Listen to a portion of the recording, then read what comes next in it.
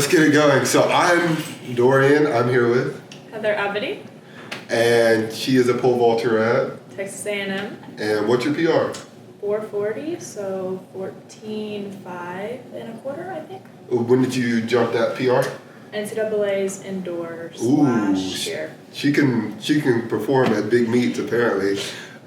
So one thing, I have a question. Why did you choose Texas A&M? Wow. Well, I guess just because I came here and the atmosphere was just something like I couldn't even describe. I was during the COVID year, and I didn't get an official visit. You graduated high school 2020? 21. Yeah. And so when I came here, I had to do it all by myself. I didn't even meet anybody, but once I stepped foot on the campus, I felt like I could feel it. Oh, okay. Okay, I get what you're saying. Okay, so another question. Why pole vault? Out of all sports, all events, everything? I don't know either, but I was a gymnast before, so... Insert gymnast videos. I went to an indoor, so my mom, she ran at LSU, and she works the meets now. Okay. With the timing team, and so I would always go with her, and then one meet I saw my friends who I did gymnastics with, saw them pole vaulting at that meet, and my mom was like, do you want to try it? And I was like, sure, here I am. And wow, you became such a star here at Texas A&M. I know you compete for Team Canada, right? You've made it to World Juniors, right? If I'm not mistaken, and Nationals, indoor and out. 2 years now? 3? Last year, just once. Yeah. One time, my bad. But we're getting there. Getting somewhere. Sure. I mean, hey, better than me. I mean, I went once, I only went outdoor, and I had the worst meet of my entire career. So, what's made you work so hard? What is stuff that has gone into you, things that other people would do that you didn't do, to get you where you are to this day? Well, I guess growing up in an athletic family, my little background, my mom, she went to the Olympics for Canada, and she ran the 400 hurdles, so not doing that a bit. Yeah, that's probably one of the top, some would argue, hardest event on the track. Right. I'd say it's 1 or 2, and the only thing I would supplement with that is the 800, just because I'd see in an elite level is a full sprint. So. Right, yeah. And then my dad was a basketball player, so just growing up in such an athletic family, I had a lot of high expectations from my parents, and especially from my mom. So I guess I sacrificed traveling on vacations with family and friends just to stay home and train, and instead of going out and party every weekend, or not every weekend, but I get what you're saying. You stay inside and rest and recover and do all that. Nothing too crazy, but my goal is to go to the Olympics one day, and sacrificing those things to get there is probably what I've done. Okay. Good answer. You think with what you're doing here at Texas A&M, after you're done here in college, are you going to continue working out here, move somewhere else, just where you can put yourself in the best position to compete there? Yeah, so I think my goal is LA. That would probably be the best one for me. Texas A&M has done so much for my athletic career and academic career. And so I'm pursuing a master's after I graduate. Well, actually, I graduate in December, so I'll be in a week? Yeah, or literally 4 days. Yeah, I'm pretty sure it's coming up with right? how fast it shows. Yeah, so I then start my master's in the spring and finish my eligibility for this last year. And then, so my plans are obviously to stay here, to train and continue on that path that we've been doing for the last 4 years. I think it's been really helping, and it's the strongest I've felt, and So what's your least favorite workout, but it helps you? Okay, so we do this thing called the square. It's like fall training. Okay. So basically obviously it's a square. Okay. So you start. I'm imagining like a soccer field in my head. We actually we did it on the grass. Okay. Warm up track. Okay. So you sprint 50 meters, you do a leg exercise. So like squats or rocket jumps or yeah. stuff like that. Okay. And the first lap is 15 reps each. You'll see why. So there's 3 different stations. Okay, so you sprint 50, you do a leg exercise for 15.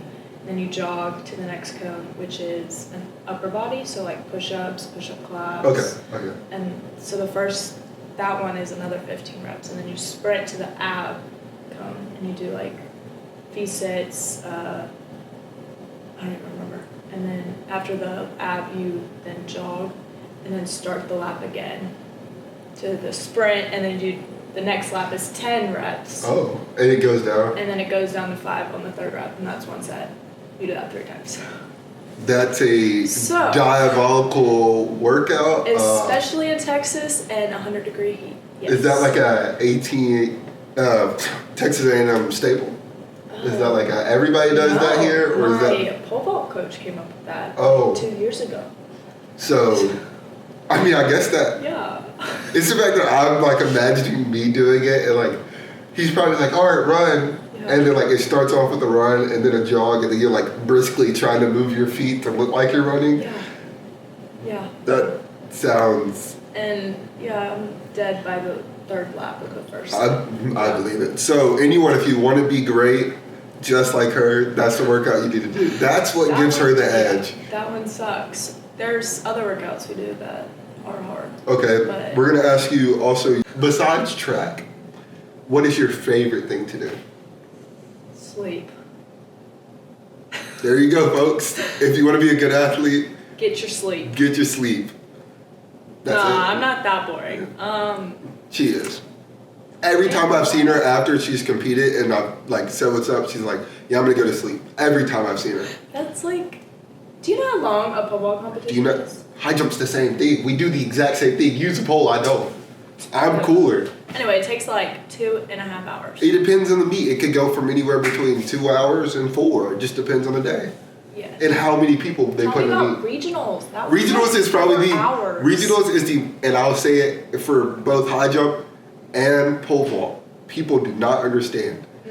They think, first off, regionals is going to be easy because usually you have to hit a mark. Like just around, if you jump around this area, you should make it. Yeah. And then they don't understand. We have, 48 athletes, right? There's 24 people on each pit. Yes. The pit, the bar doesn't move until everybody's done jumping. Like if one side's done jumping and it takes like 20 minutes for the other side to done jumping. You just sit there and you get cold. Right. And people don't understand, first off, it's a mental game. Mm-hmm. You're looking at all 48 athletes in the eye. You're all at the same pit. Like anybody can, like someone can jump a PR and like someone who's supposed to make it doesn't make it. Like it's so insane. It's super simple like that, and it's just, people think it's easy because you have to hit a mark, but it's terrifying. It's a different level of competition on different levels. Like it's mentally, physically, and like depending on the year, if it's hot. Mm-hmm. It could be extremely hot because you're at Kentucky, right? You can be no? Which region are y'all at? West. Y'all are west. So we were at Arkansas. Okay, so we were at Kentucky, right? Yeah. And pole vault girls, I specifically remember, got moved until the next day because of the rain delay. They started warming up and then they canceled it to the next day. See, they had to wake up early in the morning to go pole vault. And people jumped like 14 feet out of the work, so I was like, oh, yeah. Hello. Yeah. Good for you. Like, people, that's awesome. People come out of nowhere, jump something. It's, like, regionals, I feel like, inspires a lot of people to just go out there and jump like PRs, and it's awesome to watch. Yes. But it's like, also like nerve-wracking. It's nerve-wracking for you. That's another person you gotta worry about. I think that's probably the hardest meet I've ever been to. I've been to it all 4 years of my college career, and just being able to see all that happen, and 9 times out of 10, some people who aren't I wouldn't say who aren't supposed to make it to nationals, but realistically, we all have our own numbers. We all have our PRs, and we know who's supposed to and who's not supposed to, realistically. And it's where people show up in PR. People peak at regionals so they can make nationals. Right. And it's insane. It's insane. What's the best meet you've ever competed at? Like, where's your favorite place to go? Like, if you could go anytime, even if it's in a different country, like, if you could go there every year and compete, where is that meet? Well, we go to Arkansas a lot, and, like, my favorite meets that I've ever gone was at Arkansas. And I feel like SEC indoors, I love everyone there. All the pole vaulters, we're all talking, having a good time, like, we know each other, and so that meet's always, like, fun. It's very encouraging, like, you know, you're supposed to be battling it out, like, team-wise, but, like, pole vaulters, we just mix and mingle, and we're all... I kind of feel like that's just, like, the running events, because it's the same for high jump. Like, we all sit, talk, laugh, check in on each other. Like, even at regionals or stuff like that, for me, like, I know a lot of high jumpers, and we just all sit there and talk to each other while we're out there supposed to be battling out, trying to, like, obviously we're battling, but when it comes down to it, we're like, I'm enjoying myself while I'm here. Yeah. Okay. So do you do the thing I've noticed, pole vaulters after they jump, grab a notebook and write in it? Yeah. What are you writing in the notebook? What notes are you taking mid-event to where you can't just keep that in your head? Like in a competition? Yes. Okay. Well, basically, I track everything that we do. So we film everything, like from warm-up jumps to competition runs. Like, we have everything filmed. So, like, if you ever need to go back and, like, look at the film, they're like, what pole were you on? What grip were you on? What step? So I write down what, like, left I'm going from. So what's your usual run? Is there, like, a usual one, or do you change it up a lot? So for warm-up, we go to a 3 left straight pole drill. So then I use... That's when you drive your knee and you hold on to the pole? Yeah. I peep. I'm tapped in. I'm tapped in. Yeah. I know. I pole vaulted for a week in high school. Oh. I'd like to say my PR is 11.5. Hey, anyone wants to come after me after a week? That's pretty good. Yeah. Pole vault, I feel like my missed calling, but... Right. So then after my 3 left jump and run, I put, like, what grip I'm at on that pole and what pole I'm on, just so I can keep track of it for the, like, sometimes I, like... For my short intermission. So what's your pre-meet routine? Ooh. So, it depends. If we're home, that's a whole different thing. Oh, there's 2 different ones. Yeah. What's your away? Because most of your meets are away, right? Y'all don't have an indoor facility or... So for an away meet, I wake up, we go to breakfast. Anything specific you want to eat? I try and just get, like, well-balanced meals, so, like, eggs, some side protein, like sausage, with, like, some type of carb, would be, like, toast or something, I don't know. Some kind of well-balanced, yes. Whatever's off. OJ, apple juice, or just water? Just water. Okay. Water. I mean, I like those things, but I feel like I just need to be hydrated. Be hydrated, yes. Because you're about to be there for a while. So. Right. So I do that, and then we have, like, a team meeting right after breakfast, because I usually just show up 10 minutes, eat my food, and the team meeting starts. Team meetings, yeah. I'm trying to get as much sleep as I can. Yeah, sleep in as much as possible. And then, depending on when the meet is, like, if it's an afternoon meet, we do, like, a shakeout 4 hours before. So depending on how much time I have, majority of the time I go and get a coffee. Gotta get a coffee. Right. Yeah. Gotta, because that keeps me going. But we go to a coffee shop, get some coffee, chill, talk. Just chit chat. Right. Yeah. Okay. Have a good time. Then we walk back, and then I started doing this recently where, I don't know, I feel like when I get coffee, it, like, wakes me up in that moment. But then, like, whenever we're done all of that, and then we walk back, like, I'm tired. Yeah. So I need my 3-minute nap. 3-minute nap. Basically, like, I close my eyes for, like, maybe 20 minutes max. Okay. But, like, the time I fall asleep to the time I wake up, like. It's 20 minutes. I'll probably, right, but like, I'll be like in deep sleep. For 3. Okay, she takes a 3. Okay, you know? I'm thinking. So then, like, once I wake up, I'm like, it's freaking go time. It's meat day. It's meat day. It's time to get going. It's time to eat. Yeah. Well, not yet. So then I put my shakeout gear on, depending on what our coach wants us to wear. We like have to wear certain t-shirts. Pause. We don't have that. No shakeout gear. No designated time to shake out. No 4 hours before. None of that. It's if you're ready, you're ready. Okay, you can go do a shakeout before if you want to. Yeah. I eat chicken tenders 5 minutes before I jump every time. So that sounds great. Keep going. But no, basically once the 4 hours hit, that's when my coach basically has like everything planned out. Like you're on the runway at this time, you're getting treatment at this time, you're doing this, you're warming up at this time, like the bar goes up at this time. So basically, go to shakeout, I come back, I have my hour and a half to get ready. My motto is, if you look good, you feel good, you're gonna perform good. Yep, every time. You gotta have everything done. Right. I usually shave my legs and everything. That's a night before, but so I don't have to worry about the day of. You more. Yeah, I'm like. You couldn't do what I did. Like to a T. Like it tells me when to go to the bathroom and when to eat lunch and. You do everything to a T.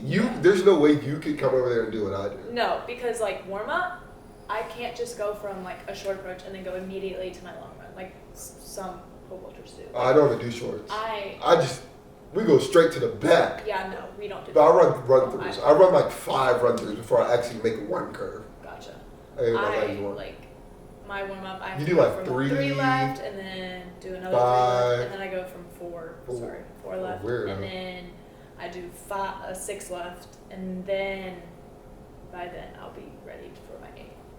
Like even at practice, I have to go through like those. So when I film you at practice, you're gonna do that. Yeah. All right. So this has been Dorian Curry with Heather Abadie. See ya for now. So the video. Bye-bye. Bye. See you. Don't forget to like, subscribe. Oh, I forgot to say that.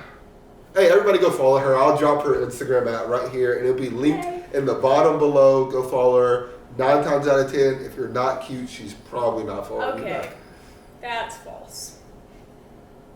That is so false. Are you kidding? Right back.